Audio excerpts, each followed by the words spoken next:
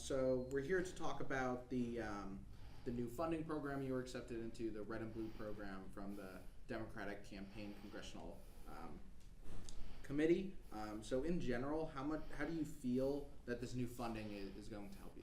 So this is really a program. It means that this race is prioritized by the Democratic Congressional Campaign Committee. Not every seat that's out there is going to be prioritized, but this is one of them. So this is part of a broad coalition of support that I'm proud to have, along with 29 labor unions, the League of Conservation Voters.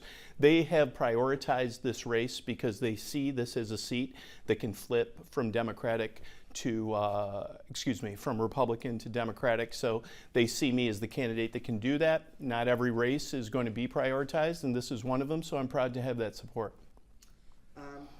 So now, can you talk a little bit, obviously, this is a very competitive program. Can you talk a little bit about how your acceptance into the program might reflect this district's importance to not just New York, but also just the country as a whole? Well, this is a top-tier race. All eyes around the country are looking to this seat as a seat that very well could determine the House majority. So my supporters see that as well, and this seat is being prioritized as a result as one that we can flip. I look at my experience as a New York State Senator, and then also my almost 30 years in the classroom. So my relationships here are broad and deep, and I've lived here my entire life. So, I've won tough elections, and I have a legislative record. So I believe that, the DCCC has seen me as a candidate that absolutely can win this seat, and therefore they have placed me on this red to blue list. And then, so going off that last point, it is, obviously, I think there's less than 30 candidates on the list. What makes you feel that you were the right candidate for this program?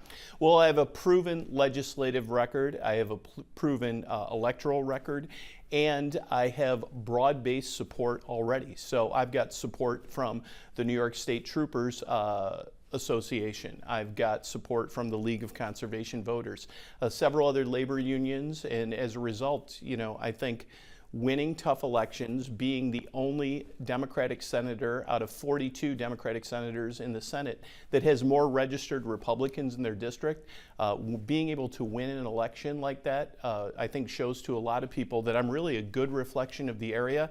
I'm here to represent everybody in the district. And not only does that hopefully make me a good representative, it also makes me a good candidate. So now, you mentioned how there's, obviously this district has a lot of Republican voters. Can you talk a little bit about how this announcement might change the way that voters see you? Well, I don't think it's going to change a thing. Really, I'm here to represent everyone. I've got a strong record in the New York State Senate of being a good reflection of the district. My current Senate district has 33 municipalities.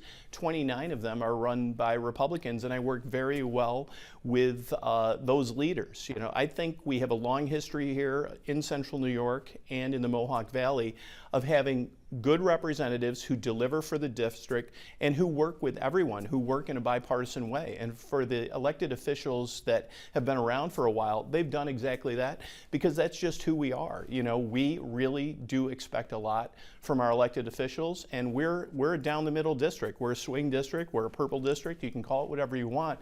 But the bottom line is that we're a good reflection of this country in many ways. We have to work together, we do work together, and I think a lot of the accomplishments that have happened locally have been done because of that bipartisan way that's just sort of built into our DNA. And then lastly, is there anything you want to say to voters as we kind of prepare for this election?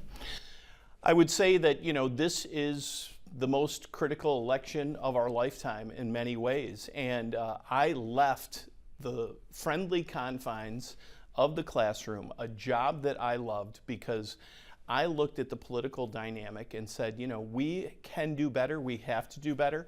As someone who was a role model in the classroom, and hopefully I'm a role model as an elected official, We expect our elected representatives or our leaders in classrooms or our leader in community organizations to conduct themselves in a certain way, to work together. We have great challenges in this country. We have great challenges around the world. We really don't have time or energy to be fighting amongst ourselves. So I've got great relationships with my current colleagues in the New York State Senate, both Democratic and Republican, and I hope to be that kind of leader when I reach the halls of Congress.